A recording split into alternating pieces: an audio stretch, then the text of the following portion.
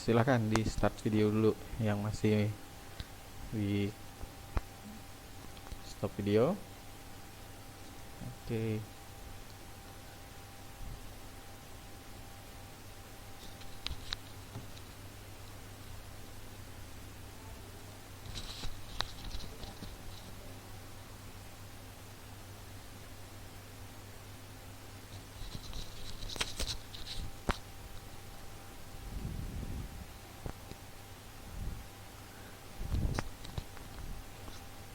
Baik ya, saya mulai ya. Bismillahirrahmanirrahim. Assalamualaikum warahmatullahi wabarakatuh. Kedengeran nggak?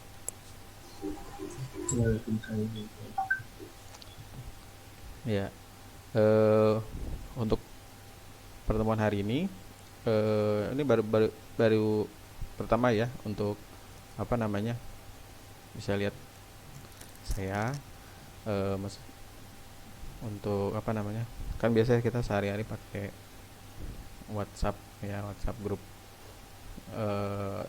Zoomnya hanya mungkin sebulan sekali aja gitu ya, jangan banyak. Tapi nanti tergantung dari kondisi pembelajaran yang nanti bisa kita apa namanya jalankan gitu. Kalau perlu nanti Zoom ya kita pakai Zoom, tapi kalau tidak perlu, yang kita menghemat kuota aja gitu ya. Nanti setelah slide-nya muncul boleh dimatikan di videonya gitu ya. Materi hari ini itu tentang sebentar.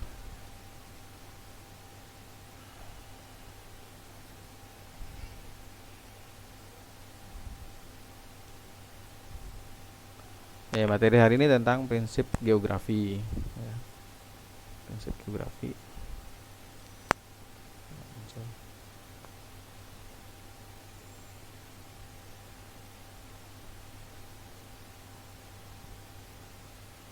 Oke, bentar ya.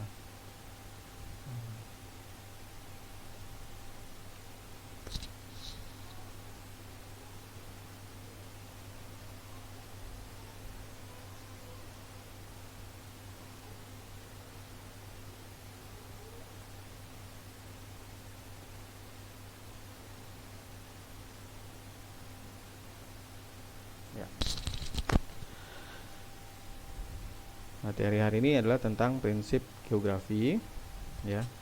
Prinsip geografi itu adalah prinsip yang mendasari analisis geografi pada fenomena-fenomena yang terjadi di sekitar kita. Misalnya fenomena apapun gitu, misalnya tentang gunung api ya. Gunung api itu akan dikaji oleh geografi menggunakan prinsip-prinsip yang membantu geografi untuk menganalisa tentang gunung gitu. Danau akan digunakan 4 prinsip geografi untuk mengkaji tentang danau misalnya ya. Nah, kalau kemudian nanti fenomena apapun gitu ya, terbaru maupun yang sudah existing, maksudnya yang sudah ada, itu juga tetap dikaji oleh prinsip geografi. Jadi prinsip geografi itu adalah membantu geografi dalam menganalisis fenomena geografi gitu ya. Nah, sebentar.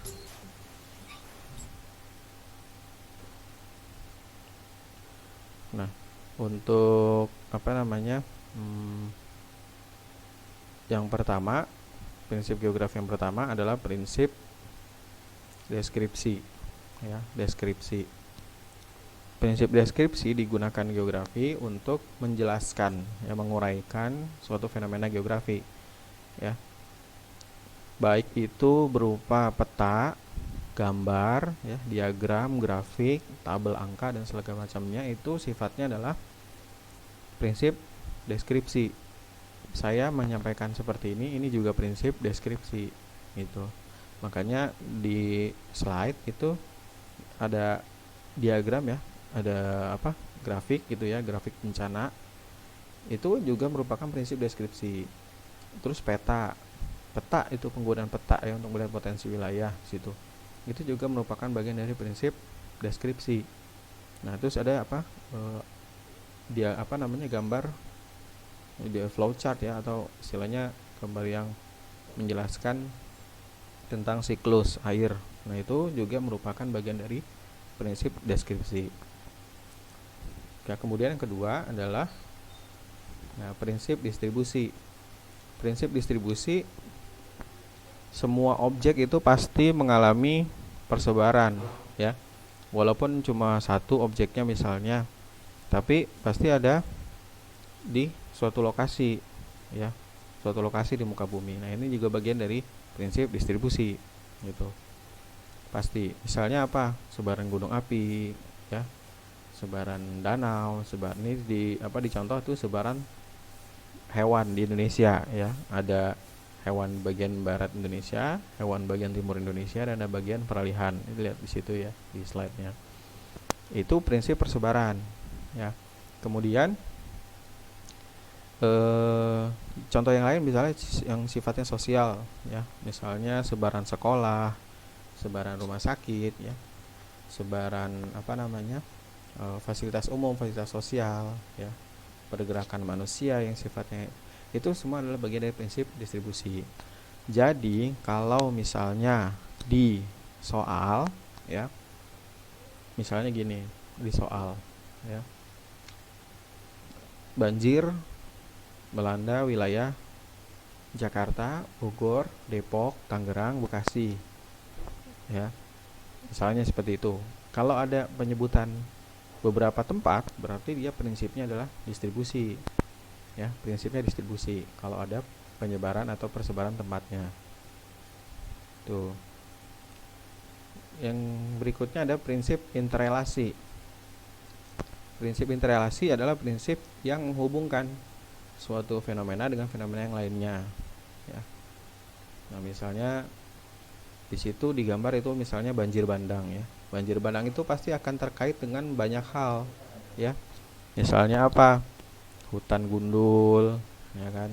Di situ dilihat tebing kanan kiri sungainya itu tidak banyak tutupan pohon ya, sehingga dengan mudah ketika hujan itu akan menyebabkan longsor ya misalnya. Di gambar itu kan itu bencananya adalah banjir bandang ya, banjir bandang. Kalau banjir bandang berarti terkait dengan apa? Daerah tangkapan hujan yang miskin dengan vegetasi, miskin pohon gitu, sehingga air tidak tersimpan di catchment area tapi bisa langsung masuk ke sungai. Ketika masuk ke sungai semua, maka yang terjadi adalah ya banjir bandang itu, atau air bah gitu ya. Itu interrelasi. Jadi satu fenomena itu pasti dihubungkan dengan fenomena yang lainnya gitu.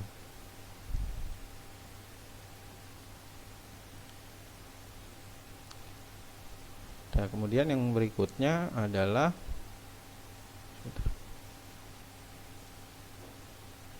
saya spotlight dulu.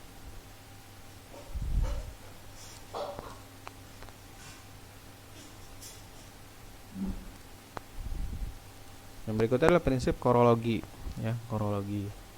Prinsip korologi adalah prinsip yang menjelaskan. Bentar.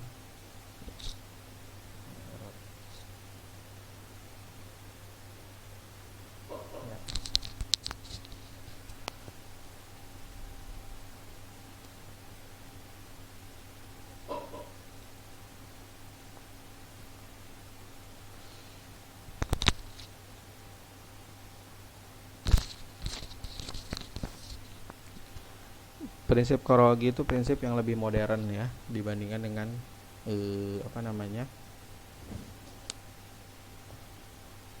yang lainnya, tiga prinsip yang sebelumnya disebutkan. Kenapa lebih modern? Karena dia menggunakan semua semua prinsip ya, baik itu deskripsi, interrelasi maupun distribusi gitu. Kenapa digunakan? Karena dia menjelaskan semua fenomena gitu. Artinya ketika ada suatu fenomena, maka kemudian akan dijelaskan menggunakan grafik ya, gambar, ataupun juga dengan menghubungkan yang lainnya gitu ya. Aduh, ini kenapa?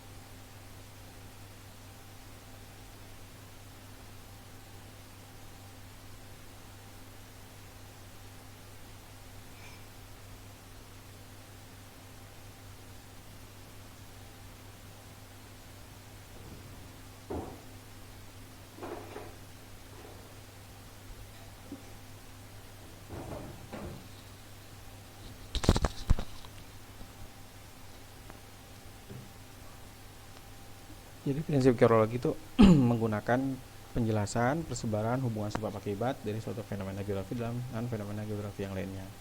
Itu ya prinsip. Jadi kalau tadi awal misalnya gini, kita menganalisis banjir.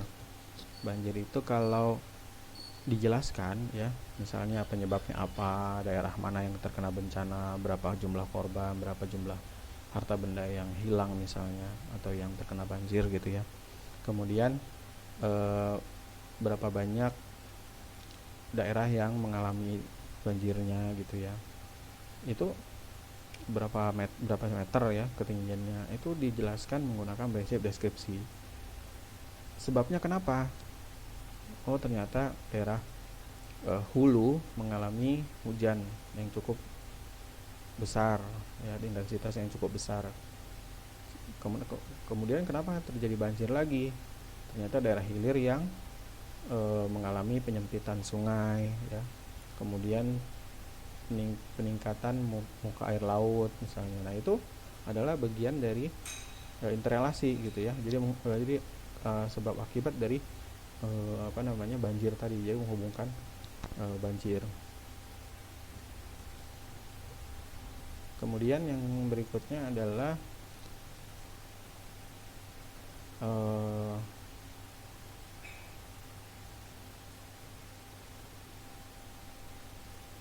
persebarannya, misalnya tadi daerah-daerah mana yang itu bagian dari prinsip persebaran gitu ya. Jadi nah semua itu dirangkum dari prinsip korologi.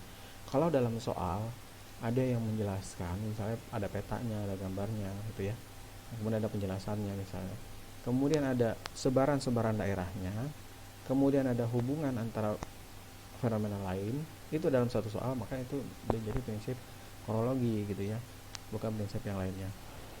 Nah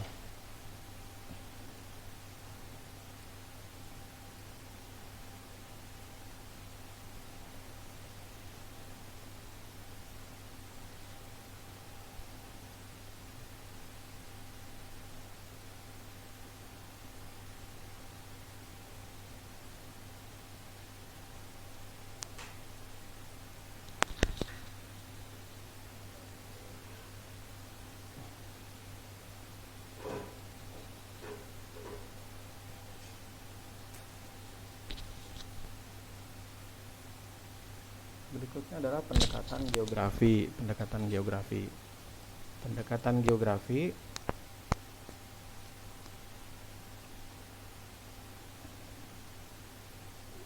adalah langkah dan metodologi khusus untuk melakukan analisa dan memahami bermacam-macam gejala serta fenomena geosfer, terutama pada interaksi antara makhluk hidup dengan lingkungannya gitu ya. Nah, pendekatan geografi ini merupakan salah satu tools juga ya, jadi perangkat untuk menganalisa sebuah fenomena geografi.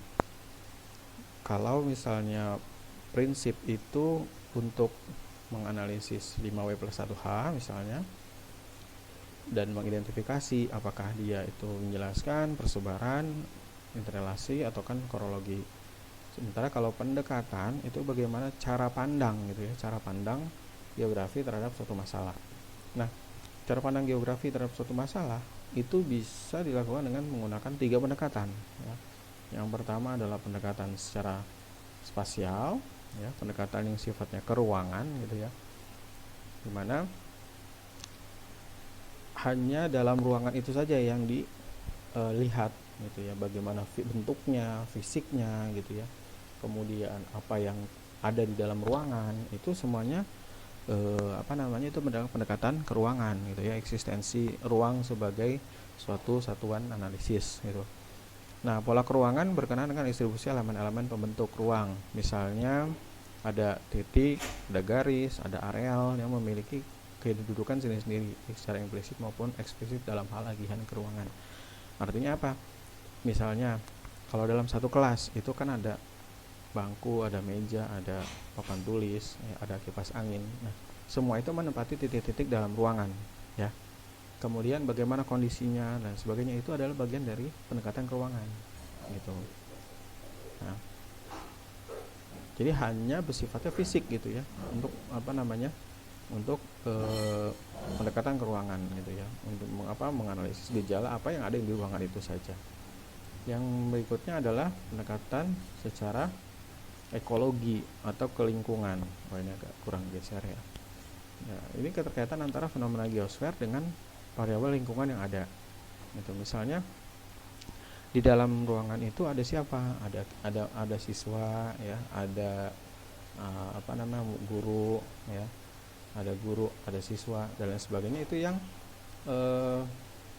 saling berinteraksi ya, saling berinteraksi. Interaksi dengan apa? Interaksi dengan apa yang ada di ruangan gitu. Misalnya gimana? Ya, guru nulis di papan tulis ya, tulis, kemudian siswa berinteraksi di kelas ya. Nah, kalau ada hasil dari interaksi tersebut, misalnya apa? Kelasnya kotor ya, kebersihan tidak dijaga, meja bangkunya dicoret-coret ya, kemudian papan tulisnya itu tidak pernah dibersihkan. Nah, itu adalah bagian dari pendekatan ke lingkungan itu. Kenapa? Karena hasil interaksi antara biotik dengan abiotik gitu. Itu pendekatan secara ke lingkungan gitu ya. Kalau tadi pendekatan ke ruangan itu hanya melihat secara fisik dalam keruangan gitu ya, artinya apa yang ada di ruangan itu. Misalnya tadi ruang kelas itu ada kipas angin, ada meja, ada bangku, ada kursi guru, ada meja guru dan sebagainya. Nah, kalau pendekatan ke lingkungan itu terkait dengan hasil interaksi antara faktor biotik maupun abiotik. Misalnya tadi kelas kotor ya, atau misalnya kelas bersih gitu ya, papan tulisnya rapi, kemudian meja bangkunya rapi gitu ya, buku-bukunya disusun rapi dan sebagainya. Itu adalah bagian dari pendekatan ke lingkungan. Nah, kemudian ada yang ketiga, ada pendekatan yang lebih